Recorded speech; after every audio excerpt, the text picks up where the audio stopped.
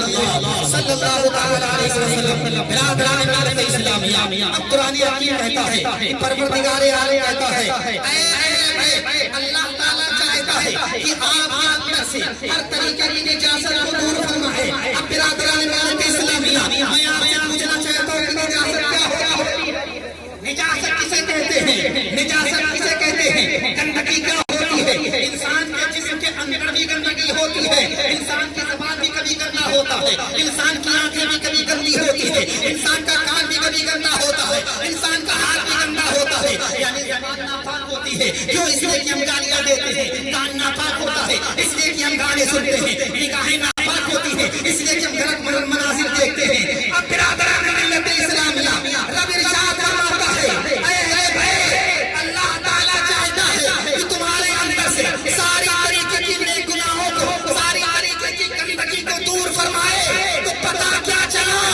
अहले बैत ताहर हर तरीके से पाक है, उनकी ज़बान भी पाक है, उनकी निगाहें भी पाक है, उनके अमाल भी पाक है, उनकी दाल भी पाक है, मुकम्मल तौर से वो पाक है, मुकम्मल तौर से वो पाक है। बिरादरान मिल्लत इस्लामिया, आला हज़रत अज़ीमुल बरकत इरशाद फरमाते हैं तेरी नज़रें पाक में है, बच्चा बच्चा नूर का, तेरी नज़रें पाक में है, बच्चा बच्चा नूर का, तू है नूर, तेरा सब घराना। माशाअल्लाह माशाअल्लाह। नारे तकबीर, नारे रिसालत, जश्न शहीद आज़म, नारे तकबीर, नारे रिसालत। माशाअल्लाह सुभान अल्लाह।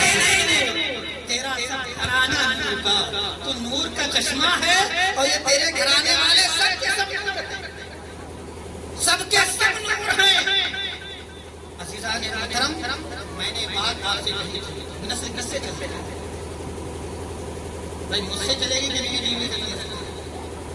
बच्चों को फलां का बेटा कहा जाएगा, यानी मेरे नाम के साथ जोड़ा जाएगा, या माँ के नाम के साथ जोड़ा जाएगा, या मुझे मेरे बाप के नाम के साथ जोड़ा जाएगा, या मेरी माँ के नाम के साथ जोड़ा जाएगा।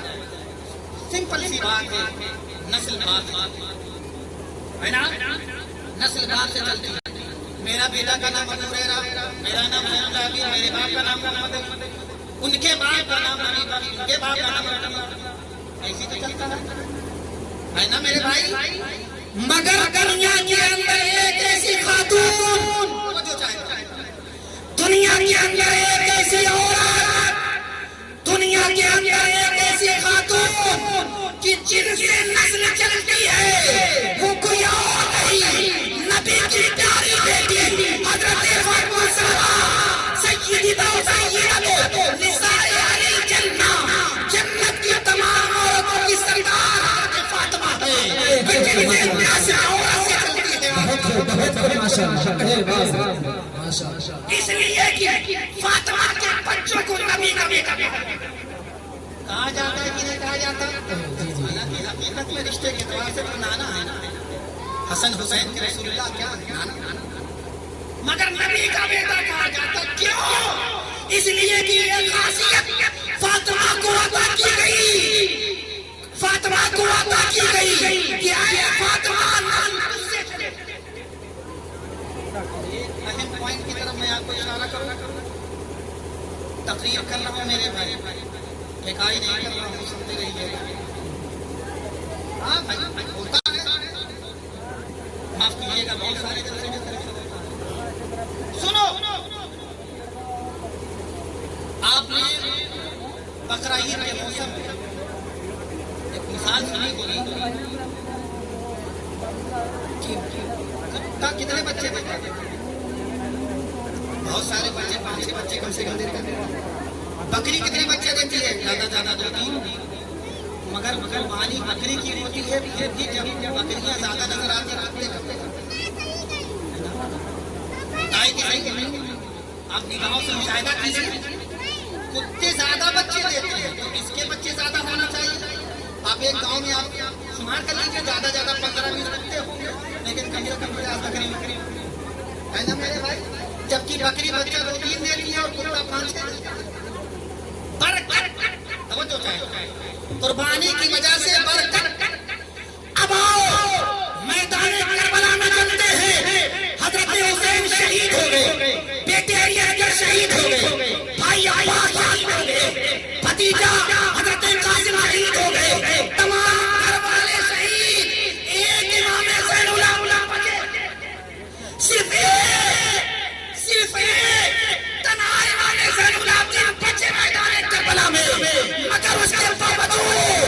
यजीद का कोई बेटा नजर नहीं आता। इमाम हुसैन का बेटा जहां मौजूद है, इमाम हुसैन का बेटा जहां मौजूद है, हुसैन की जगह मौजूद है, ज़िक्र कराने वाले जगह मौजूद है, नबी कहीं ऐसा जगह मौजूद है। माशाअल्लाह माशाअल्लाह, बहुत माशाअल्लाह है कि नहीं मेरे भाई? एक बेटा सलाम इसी वजह से इमाम ज़ैनुल आबिदीन ने मैदान करबला में एक शेर लिखा था, बहुत सुना। अरबी शेर है, तर्जुमा कर दो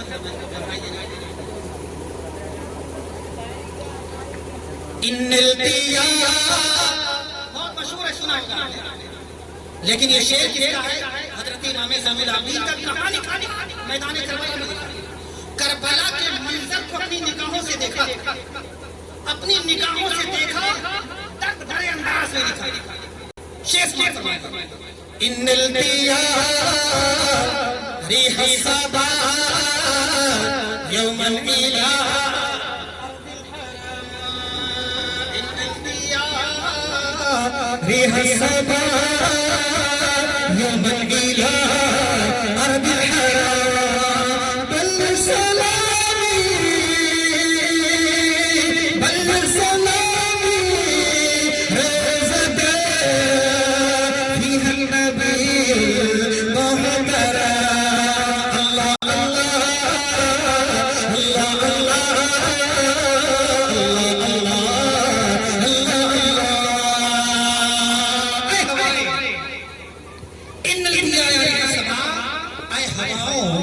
तुम यहाँ से तो चल रही हो ना, चलते चलते नबी के दरबार में पहुंचना। तवज्जो चाहता हूँ, ऐ हवाओं चलते चलते नबी के दरबार में पहुंचना, तुम नबी की बारगाह में अर्ज कर देना इन्नल दिया रिह सबा यौमल इला अरबिल हरम।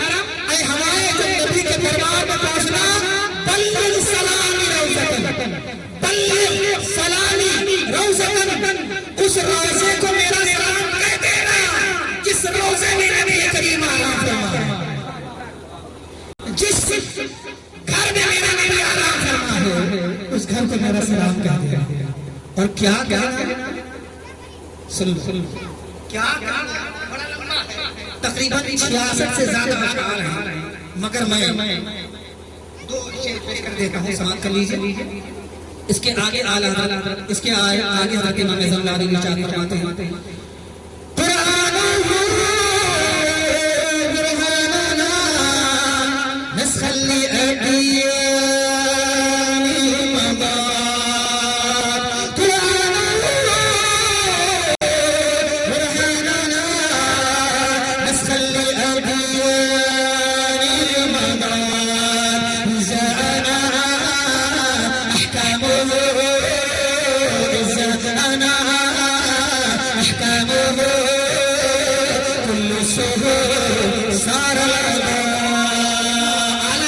हज़रत इमाम ज़ैनुल आबिदीन इरशाद फरमाते हैं कुरान कुरानना, उनका कुरान हमारी दलील है। इन्जाना अहकामुहु, जब उनका हुक्म नाफिज हुआ, कुल्लु सुहुफ सारलदम, सारी किताबें खत्म हो गई। अब चर्चा चलेगा तो जो कहेंगे वही चलेगा, सारी किताबों के अहकाम मंसूर, सिर्फ उसी किताब का चर्चा चलेगा जो किताब लेके आए। उसके बाद अब आखिरी शेर पेश कर देता हूं, कहते हैं या रहमतल आलमीन अदरिक ज़ैनुल आबिदीन, या रहमतल आलमीन अदरिक ज़ैनुल आबिदीन, महबूसन ऐनी ज़ालिमीन, महबूसन ऐनी ज़ालिमीन फी मौक़िबिल मुज़दहा। मैदान करबला में सारा मंजर निगाहों से देखा, उसके बाद इरशाद फरमाते हैं या रहमतल लिल आलमीन, ऐ प्यारे नबी सल्लल्लाहु तआला अलैहि वसल्लम अदरिक ज़ैनुल आबिदीन, ज़ैनुल आबिदीन की खबर ले ज़ैनुल आबिदीन की खबर ले लीजिए, इसलिए कि महबूस सुनाई दे जालिमों के हाथों में वो कैद है, जालिमों ने उसे घेर रखा है। फी मौक़िबिन वल मुज़दहम, जालिमों के चक्कर में, जालिमों के भीड़ में, जालिमों के हाथों में वो फंसा हुआ है। या रसूल अल्लाह, मैं करबला में फंसा हूँ, आप मदीने में हैं, मेरा अकीदा है आप बचाना चाहेंगे तो बचा लेंगे। लिहाजा या रसूल अल्लाह ने कहा करम फरमा,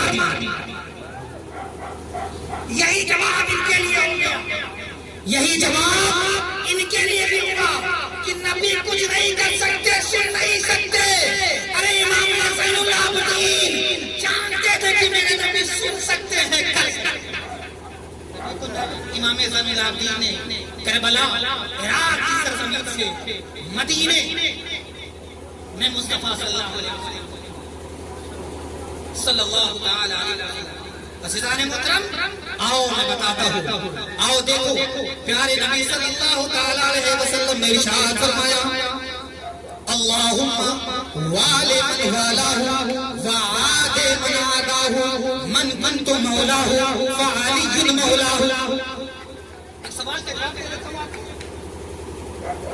हजरत अली को मौला मुश्किल कुशा कहा, मौला क्यों कहते भाई, नाम मौला क्यों है, मौला क्यों है? अली को मौला कहा जाता, मौला मेरे मौला।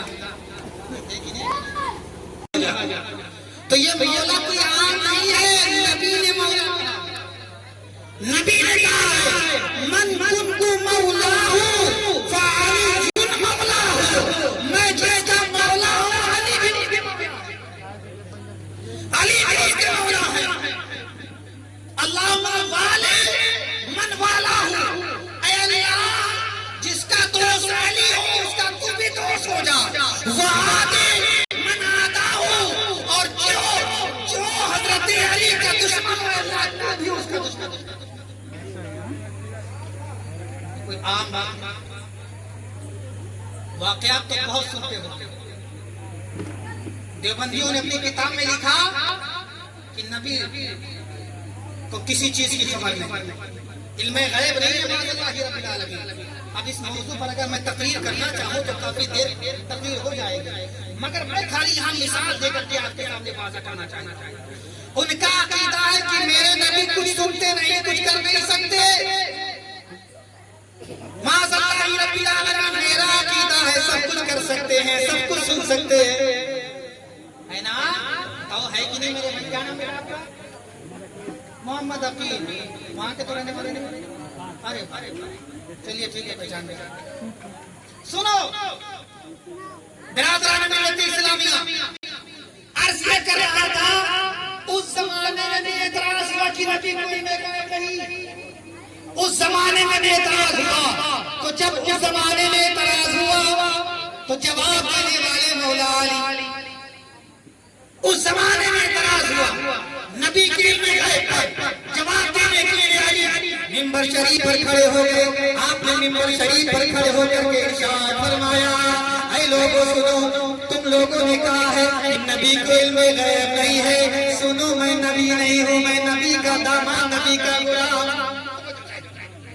मैं नबी नहीं हूँ, नबी का गुलाम हूँ, नबी की बारगाह का परवरदा हूँ, नबी का शागिर्द हूँ, नबी का गुलाम हूँ। लेकिन तुम लोग अगर कहते हो कि नबी को इल्मे गैब नहीं, कुछ जानते नहीं, तो मुझसे सवाल करो, मैं तुम्हारे सारे सवाल का जवाब दूंगा।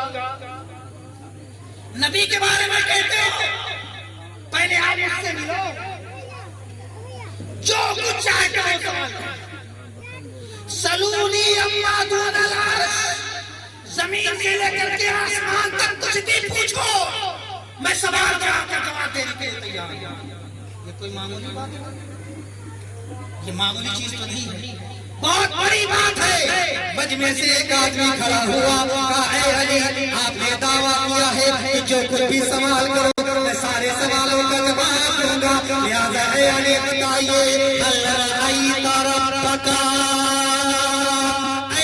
बताइए क्या कभी आपने अपने रब को देखा है?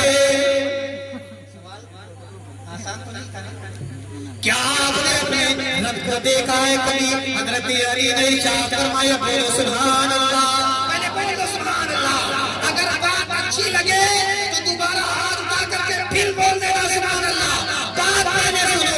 अली ने जवाब दिया, ऐ शख्स, तू पूछने वाला पूछता ये है कि क्या मैंने कभी अपने रब को देखा है? तो सुन, मैं सजदा करता हूँ, मैं सजदा करता हूँ। जब तक अपने रब को देख ना लूं तब तक सजदे से सर नहीं उठाता। माशाअल्लाह माशाअल्लाह। तब तक सजदे से सर ही नहीं, जब तक अपने रब को देख। और उसके आगे हजरत अली ने कहा, और भी पूछना भैया पूछ लो, मैं जवाब दूंगा। अब एक शख्स और खड़ा, अली आपका दावा है कि जमीन से लेकर के आसमान तक जो कुछ पूछो मैं सारी बातें बताऊंगा, लिहाजा मैं ये पूछना चाहता हूँ, ऐन जिब्रील? वेयर इज जिब्रील? जिब्रील कहाँ? जिब्रील कहाँ है? तो हजरत अली ने आंखें बंद की। हम आंखें बंद कर लेते, हमारे सामने वाला दिखाई नहीं देता, मगर जब अली आंखें बंद करते हैं तो जो चीज नहीं दिखाई देती है वो भी दिखाई देने लगती। अली ने आंखें बंद की, खोला, खोल करके कहा कि मैंने अर्श पे देखा जिब्रील नहीं, जमीन पे देखा जिब्रील नहीं, दाएं देखा जिब्रील नहीं, बाएं देखा जिब्रील नहीं, पीछे देखा जिब्रील नहीं, आगे देखा जिब्रील नहीं, चारों तरफ मैंने देख लिया, जिब्रील कहीं नहीं है। यार सवाल करने वाला तो खुद जिब्रील है। कहा मैं इसलिए यहाँ आया था कि आपसे ऐसा सवाल करूं और आप जवाब दें, ताकि यहाँ जितने लोग बैठे हुए हैं सबको पता चले कि नबी गैरदान है। अज़ीज़ाने मोहतरम, वक्त ज्यादा हो रहा है, लिहाजा मैं अब तेजी से आगे बढ़ता हूँ। दुरूद शरीफ सुनाइए, अल्लाहुम्मा सल्ली अला सय्यिदिना व मौलाना मुहम्मदिन बारिक वसल्लम, सलातो व सलामन दाइमन अलैका या रसूलल्लाह सल्लल्लाहु तआला अलैहि वसल्लम। देखो आज हजरत मौलाना नूरुल हसन साहब जैसे ही रसीद लेकर के आपके दरवाजे पर पहुंचे, दरवाजा बंद, अब है ना, होता है कि नहीं, है ना, होता है कि नहीं होता है? अरे आप क्या ना होता हो भाई, हमारे अब्बा नहीं है, अम्मा गई खेलते, ये काम है, वो काम है, फला काम है, फला चीज, बहाना। मगर सुनो, ये नबी के घर वाले हैं, सुनाना चाहता हूँ, नबी के घर वाले हैं। नबी के घर वालों की शान ये है कि अगर उनसे कोई कुछ मांगता है तो अदा कर देते हैं। अरे बिरादरान मिल्लत इस्लामिया, लॉकडाउन की वजह से हमारी झोलियाँ खाली, हमारा जेब खाली, हमारी तिजोरियाँ खाली, हमारा अकाउंट बैंक का खाली, मगर फिर भी अल्लाह ताला हमको खाना तो दे रहा है। समझो चाहता हूँ, खाना तो दे रहा है, बच्चे भूखे तो नहीं सोते, बीवी दवा और इलाज की वजह से परेशान तो नहीं घूमती, अल्लाह ताला दे रहा है। मगर नबी के घर वालों को देखो, 3 दिन हो जाते घर में चूल्हा नहीं जलता, घर वाले भूखे हैं, प्यासे हैं, 3 दिन हो जाता कि खाना नहीं पकता, बच्चे भूखे प्यासे रहते, बीवी भूखी प्यासी रहती है। मगर उनकी सखावत का आलम ये है कि कोई भी पहुंचा तो वो वापस नहीं आएगा, उसे जरूर अता किया जाएगा। आओ देखो, रसूल करीम सल्लल्लाहु तआला अलैहि वसल्लम के नवासे हजरत हसन हुसैन बीमार हो गए। किसी ने अली मौला अली से कहा, अली आप मिन्नत मान लीजिए, जब आपके बच्चे शिफायाब हो जाएंगे तो आप मिन्नत पूरी कर लीजिएगा। हजरत मौला अली रज़ी अल्लाह तआला अन्हु ने रोजे की मिन्नत मान ली। हजरत इमाम हसन हुसैन सही हो गए, शिफायाब हो गए, तो हजरत अली रज़ी अल्लाह तआला अन्हु ने और आपके तमाम घर वालों ने रोजा रख लिया। अब इरादा किया कि 3 दिन रोजा रखा जाएगा। अब इफ्तार का वक्त करीब है, इफ्तार का वक्त करीब है, खाने पीने का वक्त करीब है, मगर घर के अंदर कुछ नहीं है कि जो पके खाया जाए। जो चाहता हूँ घर के अंदर कुछ पके वो खाया जाए, ही नहीं। हजरत अली गए उधार लेकर के आए थोड़ा सा जौ का आटा, जो चाहता हूँ थोड़ा सा जौ का आटा उधार लेकर के आए। अभी आप उधार लेकर के आए थे, उसके 3 हिस्से कर लिए, क्योंकि 3 दिन रोजा रखना है, 3 दिन इफ्तार में काम आएगा। एक हिस्से की रोटी बनाई गई, रोटी बनाई गई, अभी रोटी बनाई गई थी, दस्तरखान लगा, इफ्तार के वक्त का इंतजार हो रहा है, दस्तरखान पे रोटी रखी हुई है, तब तक अजान होने को करीब है। जैसे अजान होने को करीब है, अब वक्त है कि हाथ दस्तरखान की तरफ बढ़ाया जाए, रोटी की तरफ बढ़ाया जाए हाथ, तब तक दरवाजे पर दस्तक की आवाज आती है, ऐ नबी के घर वालों, ऐ नबी के घर वालों, मैं मिस्कीन हूँ, मुझे खाना खिला दो, मैं मिस्कीन हूँ, मुझे खाना खिला दो। हजरत अली ने जो कुछ भी रखा हुआ था सब उसको आटा कर दिया, पानी से खाना खाना जो कुछ है नहीं, दूसरा भी रोजा रखना, दूसरा रोजा। अब इफ्तार का वक्त हुआ तो तुरंत जैसे इफ्तार का वक्त, इफ्तार करने का वक्त है, दस्तरखान की तरफ हाथ बढ़ाने का वक्त है, तब तक दरवाजे पर ठीक दोबारा दस्तक हुई, ऐ अली हम यतीम है, यतीम, हमें कोई खाना देने वाला नहीं है, लिहाजा कुछ खाना हो तो अता कर दिया। हजरत अली ने उसे भी दे दिया, दूसरे दिन भी रोजा रखा, तीसरा दिन आ गया, तीसरे दिन जब बिरादरान मिल्लत इस्लामिया अब इफ्तार का वक्त आया तो फिर जो कहता हूँ तो फिर एक मांगने वाला साहिल आया और कहा मैं अली असीर हूँ, कैदी हूँ, लिहाजा मुझे कुछ अता कर दिया जाए, लिहाजा मुझे कुछ अता कर दिया जाए। बिरादरान मिल्लत इस्लामिया जैसे हजरत अली की दरवाजे पर दस्तक हुई तो आपने वो खाना अता करके उसे दे दिया। 3 दिन आपने पानी से इफ्तार किया, परवरदिगारे आलम को ये अदा इतनी पसंद आई कि रब ने इरशाद फरमाया वयुतईमून अत्तामा अला हुब्बिही मिस्कीना व यतीमा व असीरा। ये नबी के घर वाले, ये नबी के घर वाले इतने प्यारे हैं कि यतीम को भी दे देते हैं, मिस्कीन को भी दे देते हैं, कैदी को भी। खुद भूखे रहते हैं औरों को खिला देते हैं, तो खुद भूखे रहते हैं औरों को खिला देते हैं। ऐसे साबिर थे मोहम्मद के घराने वाले, ऐसे साबिर थे मोहम्मद के घराने वाले। अब अज़ीज़ान मोहतरम, मैं हजरत फातिमा की बारगाह में हाजिर होता हूँ, जल्दी से 1-2 बात मैं हजरत फातिमा के ताल्लुक से अर्ज कर दूं, बात पूरी कर लेता हूँ। दुरूद शरीफ सुनाइए, अल्लाहुम्मा सल्ली अला सय्यिदिना व मौलाना मुहम्मद बारिक वसल्लम, सलातन व सलामन दाइमन अलैका या रसूल अल्लाह सल्लल्लाहु तआला अलैहि वसल्लम। हजरत फातिमा, अज़ीज़ान मोहतरम, मैं आपको बताऊं,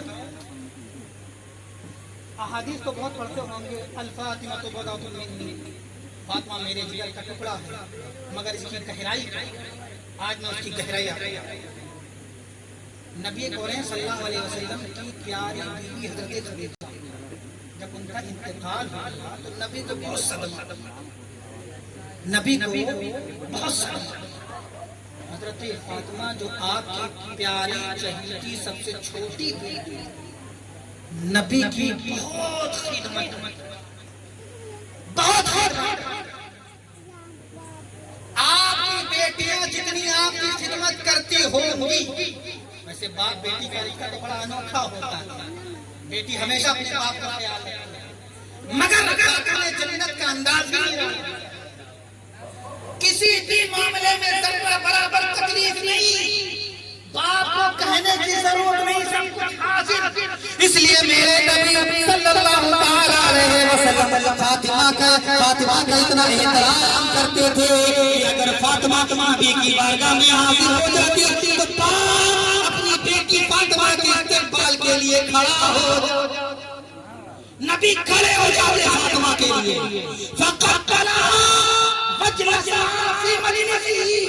नबी उनकी पेशानी को चूमते और अपनी जगह पर बिठाते, अपनी जगह। इसीलिए मेरे नबी ने इरशाद फरमाया, ऐ लोगों, फातिमा सी मेरी बेटी नहीं, फातिमा मेरे जिगर का टुकड़ा है।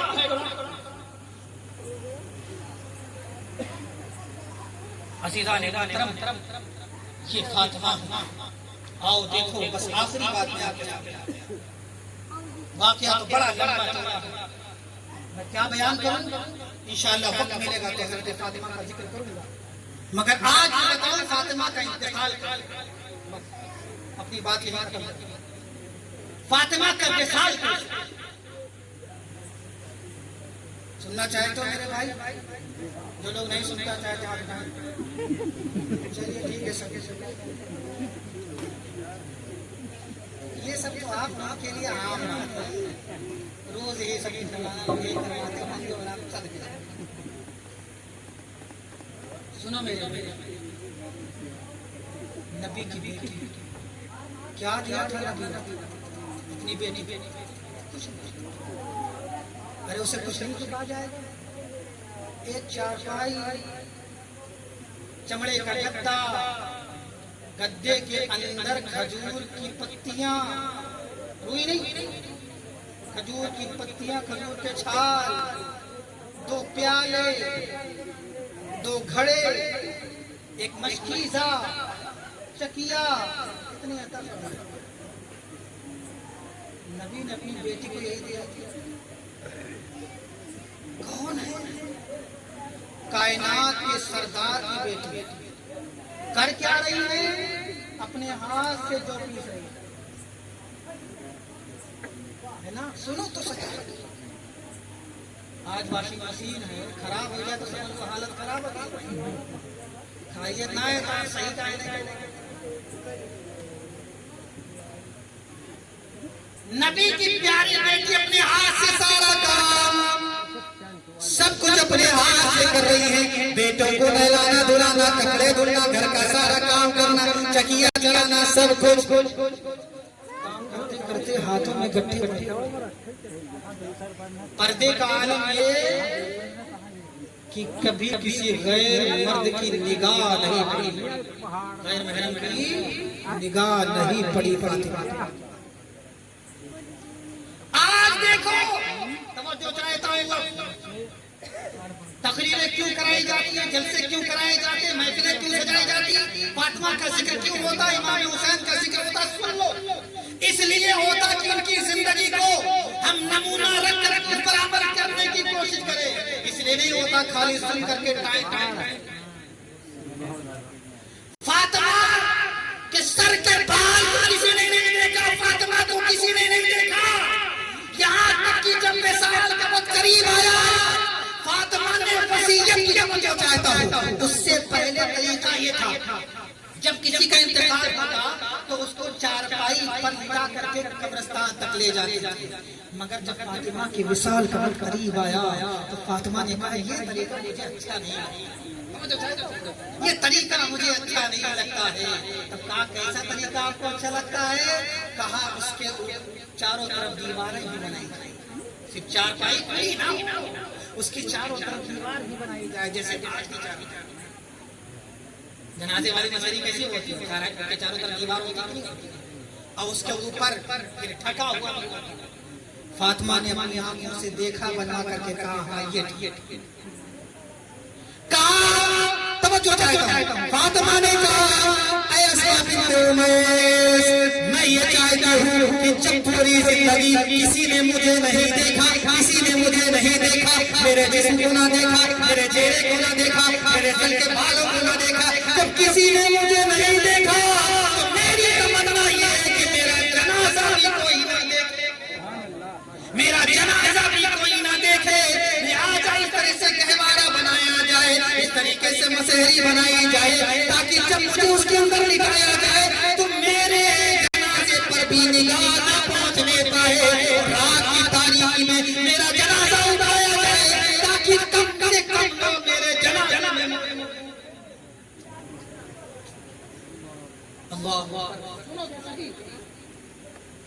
हजरत अली रज़ी अल्लाह तआला अपने घर में तशरीफ लाए।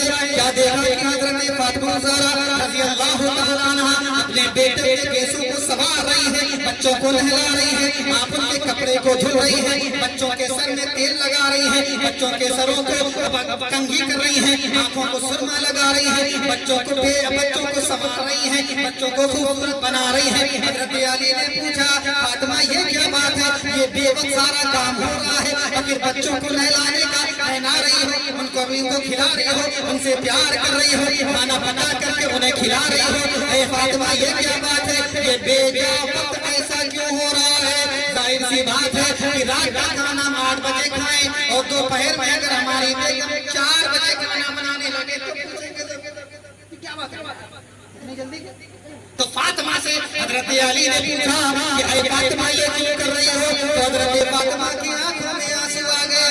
मेरे सरताज मुझे माफ कर देना, आज मैं सो रही थी, मैंने अपने प्यारे नबी की ज़ियारत की, रसूलुल्लाह की ज़ियारत की, अपने अब्बा जान की ज़ियारत की, अपने वालिद गिरामी की ज़ियारत की, नबियों के सरदार की ज़ियारत की। और ज़ियारत में मैंने अपने नबी की बारगाह में अर्ज़ किया, या रसूलल्लाह मुझे आप छोड़ करके चले गए हैं, दिल बिल्कुल चलने हुआ जा रहा है, बेकरारी आगे बढ़ती चली जा रही है। नबी ने इरशाद फरमाया, बेटी घबराओ नहीं, अब मेरी तेरी मुलाकात अब करीब आ गई। इसीलिए फातिमा कहती है मेरे सरताज अली, अब मुझे लगता है कि आज मेरा इंतकाल हो जाएगा, जिसकी वजह से मैं अपने बच्चों को खाना खिला रही हूँ, उनको नहला रही हूँ, उनको कपड़े पहना रही हूँ, उनके बालों को संवार रही हूँ। पता नहीं मेरे बाद क्या मामला हो इनके साथ, कोई बालों को संवारे या न संवारे, कपड़े इनके कोई धुले या न धुले, पता नहीं क्या मेरे बाद हो। ऐ मेरे सरताज मेरी गलती को माफ कर देना। कोई है माफ कराने वाला? तू हमें इतना सताए कि हम तू का नाम, लेकिन खातून जन्नत फातिमा अपने शौहर मुझे माफ कर दीजिए, मुझे माफ फरमा दीजिए।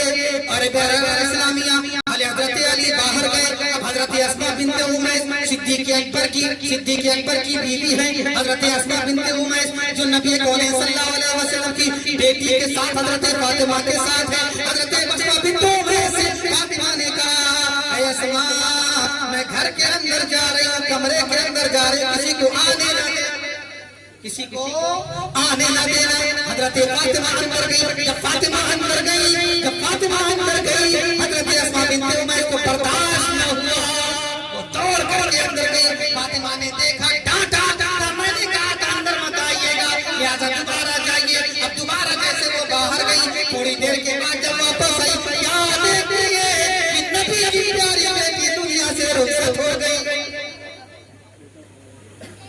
अब फातिमा की जिंदगी हमारे और आपके लिए नमूने हयात है। आज 5000 का कपड़ा होता है, फिर भी पूरा बदन ढकता नहीं। 5000 का कपड़ा लाते हैं, फिर भी पूरा बदन ढकता नहीं। बात समझने की कोशिश कीजिए, महफिलें क्यों सजाते हैं? फातिमा का जिक्र हो, फिर फातिमा की जिंदगी पर अमल किया। 5000 10,000 के जोड़े, और अभी जितना महंगा जोड़ा उतनी ज्यादा बदन खुला। सच्चाई यही है। नबी की बेटी जब फातिमा चादर ओढ़ के निकलती है, मौलाना नूरुल हसन साहब ने वाकया बताया था आपको कि एक कुफार मुशरिकीन की शादी की महफिल में हजरत फातिमा जा रही थी। उस वक्त चादर जो आप ओढ़ करके जा रही थी, 17 पेबंद लगे हुए थे, मगर उस पेबंद के साथ नबी की बेटी का जिस्म ढका। आज पेबंद तो दूर की बात, 5000 10,000 वाला लिबास, फिर खुला, फिर खुला है। नौजवान तो क्या करता, सारी जमीन साहब गया, फटी पैंट खरीद करके लाया। फटी पैंट क्यों? सलमान खान ने पहना, क्यों फला हीरो ने पहना था, क्यों फला हीरो ने पहना था, क्यों फला ने पहना था फला सीरियल में। फटा लिबास को पहन ले तो वो फैशन हमारा तरीका।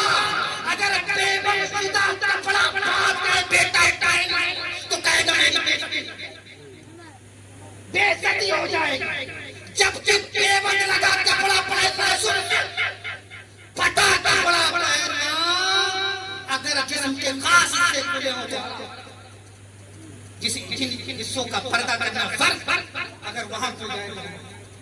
अज़ीज़ाने मोहतरम सुनो, अरे आइडियल उनको क्यों बनाओ जो नाचने वाले हैं, जो गाने वाले हैं, जो दुनिया को बर्बाद करने वाले हैं। आइडियल बनाओ तो हुसैन अली को बनाओ, आइडियल बनाओ तो अली को बनाओ, आइडियल बनाओ तो मौला अली को बनाओ, आइडियल बनाओ तो अली असगर को बनाओ, आइडियल बनाओ तो प्यारे अली को बनाओ, आइडियल बनाओ तो सिद्दीक अकबर को बनाओ, आइडियल बनाओ तो फारूक आज़म को बनाओ, आइडियल बनाओ तो उस्मान गनी को बनाओ, आइडियल बनाओ तो हज़रत अब्दुल्लाह इब्न अब्बास को बनाओ, आइडियल बनाओ तो हज़रत अबू हुरैरा को बनाओ, आइडियल बनाओ तो हज़रत अब्दुर्रहमान इब्न अबी बकर को बनाओ, आइडियल बनाओ तो गौसे आज़म को बनाओ, आइडियल बनाओ तो हज़रत रवाना को बनाओ। इन जलसियों को, तफय्युओं को, नाचने वालों को, गाने वालों को आइडियल ना बनाओ। माशाअल्लाह, बहुत माशाअल्लाह। इनके आइडियल, इनका नमूना, इनके तरीके पर चलना तुम्हें जहाँ ले जाएगा। इन बुजुर्गों के तरीके पर चलना जन्नत। माशाअल्लाह माशाअल्लाह, सुभान अल्लाह, वाह हज़रत, बहुत बात आ गई तो सुनो। वाकया तो सुनते रहेंगे, मगर आज मैं पॉइंट लाऊंगा। जब किसी के घर में इंतखाब हो तो जो औरत पर्दादार होती है वो भी बेकरारी में रहती है। मकसद बेपर्दगी नहीं होता उसका, जो हमेशा पर्दे में रहने वाली औरत होती है उसका मकसद बेपर्दगी नहीं होता, मगर बेकरारी में रहती है। तवज्जो चाहता हूँ, मैदान करबला से ज्यादा बेकरारी कहाँ थी? तवज्जो, मैदान करबला से ज्यादा बेकरारी कहाँ थी? मैदान गांव के सामने शहीद हो रहा है, भाई गांव के सामने शहीद हो रहा है, दोस्त गांव के सामने शहीद हो रहा है, अहले खाना गांव के सामने शहीद हो रहे हैं, करपाले गांव के सामने शहीद हो रहे हैं। मगर कोई भी तारीख का कोई भी बड़ा हमको दिखा दो, ये सैयदा ज़ैनब या हज़रत रकीना या हज़रत हुसैन की बीवियां या हुसैन के बहन डरता होगा के पावर में। इतनी बेकरारी का आलम कि सबकी शहादत निगाहों के सामने हो रही है। ऐसी बेकरारी की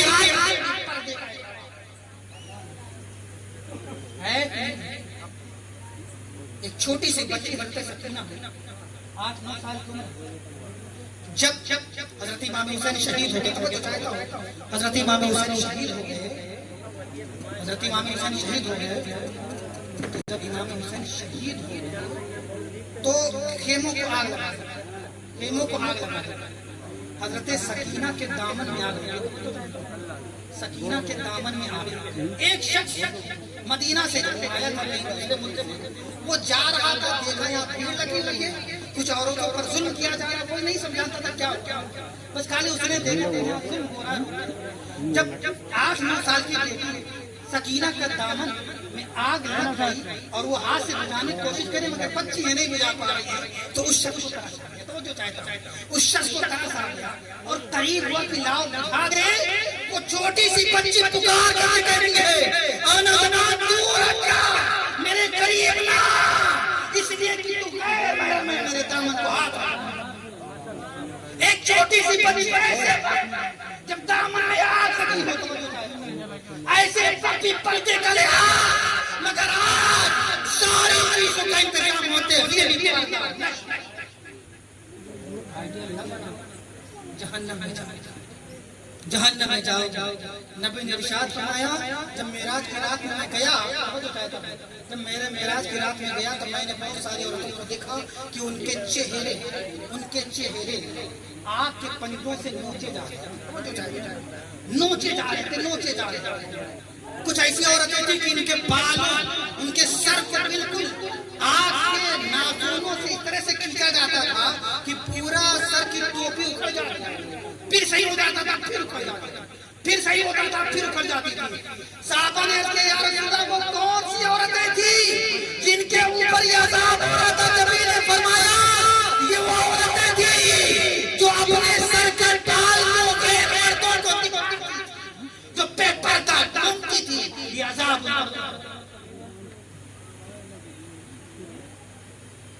अज़ीज़ान मुहतरम, मैं आपको बताऊं इस प्रोग्राम का मकसद क्या है।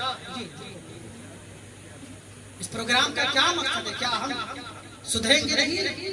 क्या ये लॉकडाउन हमारे लिए नसीहत का एक जरिया नहीं है? इंशाअल्लाह फिर कभी आप